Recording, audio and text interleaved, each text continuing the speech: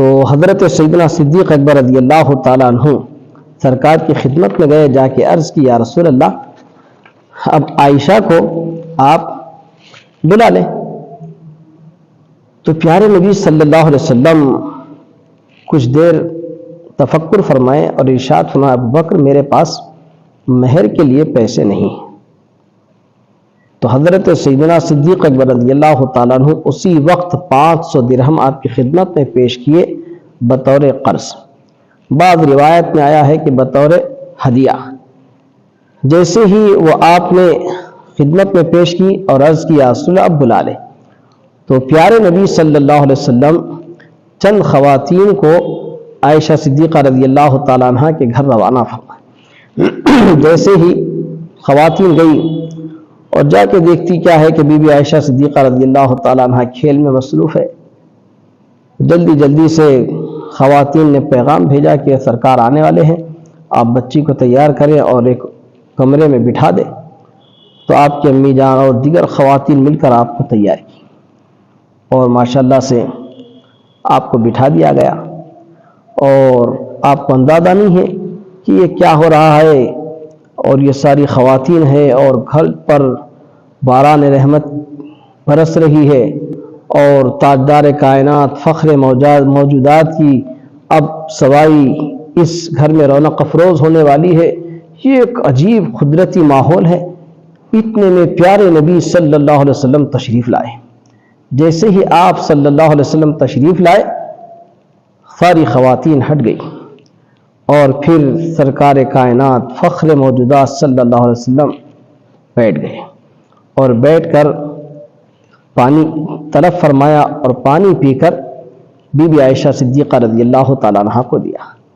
آپ پہلے تو شرمائی اور پانی نہیں لی، بعد میں آپ کی والدہ نے کہا کہ عائشہ پانی لو اور پی لو اور سب کو پلا دو۔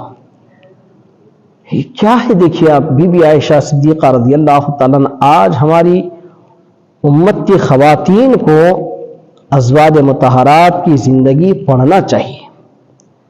اور آپ دیکھو کس کی بیٹی ہے اور کس کا نکاح ہو رہا ہے، اور گھر میں کتنی خواتین ہیں اور کیا قدرتی ماحول ہے، یہ دیکھنے کے بجائے آج ہمارا معاشرہ اور آج ہماری خواتین اور آج ہمارا مسلم معاشرہ شادیوں کو تو اتنا مشکل کر چکا ہے، اتنا مشکل کر چکا ہے کہ ایک عام آدمی شادی کرنے کے لیے اگر وہ سخت سے سخت 10-20 سال بھی محنت کر لے تو اپنی ایک بیٹی کی شادی نہیں کر سکتا۔ آج ہم یہ حالات بنا چکے ہیں۔ آج پیسے والے مالدار صاحب ثروت اجازت ہے، ارے اجازت کیا نہیں ہے میرے بھائی، اجازت تو بہت کچھ چیزوں میں ہے، لیکن وہاں پہ آپ اجازت کا استعمال نہیں کرتے۔ آپ شادی میں پیسہ خرچ کرنے کی، کھانا کھلانے کی فضیلت سناتے، وہ سناتے، یہ سناتے، اتنی بڑی بڑی دعوتیں اجازت ہے۔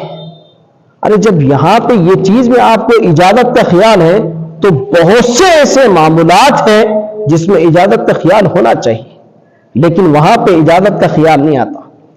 لیکن یہاں کی اجازت کو آپ اتنا اندھا دھند استعمال کرتے ہیں کہ آج متوسط اور غریب طبقہ اپنی بچی کی شادیوں کے لیے بہت پریشان ہے، لیکن آج اس کی طرف توجہ دینے والا کوئی نہیں ہے۔ اور یہاں پہ حال دیکھو آپ، بی بی عائشہ صدیقہ رضی اللہ تعالیٰ عنہ قرآن مجید میں جس کے تعلق سے 20 آیتیں نازل ہوئی، اور وہ بی بی عائشہ صدیقہ رضی اللہ تعالیٰ عنہ کہ سرکار دو عالم صلی اللہ علیہ وسلم نے فرمایا عائشہ کو کچھ نہ کہو، اس لیے کہ میں جب کبھی عائشہ کے پاس ہوتا ہوں تو مجھ پر وحی آتی ہے۔ دیگر ازواج مطہرات کے پاس عموماً وحی کا نزول نہیں ہوتا تھا، اکثر و بیشتر جب کبھی بی بی عائشہ صدیقہ رضی اللہ تعالیٰ عنہ کے گھر میں سرکار جب اگر ہوتے جبریل امین اترا کرتے تھے۔ یہ بی بی عائشہ اور ان کی شادی کا نظام دیکھیں، ان کی شادی کا موقع دیکھیں، ان کی شادی کے احوال پڑھیں، اندازہ ہوگا کہ ابو بکر صدیق رضی اللہ تعالیٰ عنہ کی بیٹی تاجدار کائنات فخر موجودات کی سب سے عظیم زوجہ مطہرہ ہے اور شادی کا نظام یہ ہے. لیکن آج ہمارا مسلم معاشرہ اندھا بنا ہوا ہے, کچھ احساس نہیں ہے. آپ کتنی تقریر کرتے کر لیں, کتنا واز کرتے کر لیں, کیا میسج دیتے دے دیں, آپ کیا کس طرح کا پیغام سناتے سنا لیں, ہم کو کوئی سروکار نہیں ہے. دین ایک طرف ہے, تعلیمات اسلام ایک طرف ہے, مسلم معاشرہ ایک طرف ہے. کسی کو احساس نہیں ہے. میرے بھائی, مرنا ہے, اللہ کو ایک دن جواب دینا ہے. مسلم معاشرے کو خصوصاً شادی کے جو احوال ہے, شادی کا جو ہمارے پاس نظام ہے, شادی کے جو رسومات ہیں, اس پر غور کرنا ہوگا. ہر اس خرابی کو دور کرنا ہوگا جو شریعت کے خلاف ہے, ورنہ پھر آنے والی نسلیں میدان قیامت میں ہم سب کا دامن پکڑ کے اللہ کے پاس ہمیں ٹھہرا دے گی کہ ان لوگوں کی بد نظامی اور بدعنوانی اور شریعت کی کھلم کھلی خلاف ورزی کے سبب آئے دن ہم کو ایسے ایسے شادی بیاہ کے موقع پر حالات دیکھنے پڑے. لیکن یہاں میرے بھائی دیکھو کتنی عجیب و غریب بات ہے. سرکار دو عالم صلی اللہ علیہ وسلم پانی پیے, بی عائشہ کو دیا, آپ ایک گھٹ لی, پھر باقی پانی سارے خواتین میں تقسیم ہو گیا. یہ شادی ہو گئی,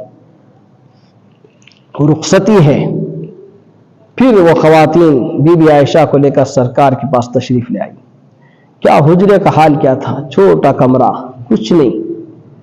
پوری تاریخ اٹھا کے دیکھے, ازواج مطہرات کے حجروں کے جو احوال لکھے ہیں, حضرت سیدنا امام حسن بصری رضی اللہ تعالیٰ عنہ فرماتے ہیں کہ ازواج مطہرات جب بڑی بڑی ایج کو پہنچی تھی, میرا بچپن تھا کہ میں اچھل کر جب کودتا تھا تو میرا ہاتھ ازواج مطہرات کی گھروں کی چھتوں کو لگ جاتا تھا. کیا ہے جی, 5-7 فٹ اونچا چھت, 5-7 فٹ 4 فٹ چوڑے اور لمبے حجرے. تو بی بی عائشہ صدیقہ رضی اللہ تعالیٰ عنہ تو فرماتی ہے کہ میرا حجرہ جو تھا اس کی کیفیت خود بیان کرتے ہوئے فرماتی, جب آقا کریم رؤوف رحیم صلی اللہ علیہ وسلم نماز تہجد ادا فرماتے تو حالت سجدہ میں جب جانے کا وقت آتا تو میرے پیر کو چھو لیتے, میں اپنے پیر سمیٹ لیتی, پھر آقا کریم سجدے میں جاتے. اتنا چھوٹا حجرہ تھا. لیکن آج ہمارے پاس محلات ہیں, مکانات کی کوئی کمی نہیں ہے, ایک سے ایک ڈیکوریشن ہے. ہمارے پاس ہال ایک الگ ڈیکوریشن میں ہے, کمرہ ایک الگ ڈیکوریشن میں ہے, روم ایک الگ ہے, باورچی خانہ الگ ہے. کیا کتنی سہولتیں ہیں, لیکن ہم کو احساس ہے نہیں. اسی لیے تو علامہ اقبال نے کہا تھا, قلب میں سوز نہیں, روح میں احساس نہیں, کچھ بھی پیغام محمد کا تمہیں پاس نہیں.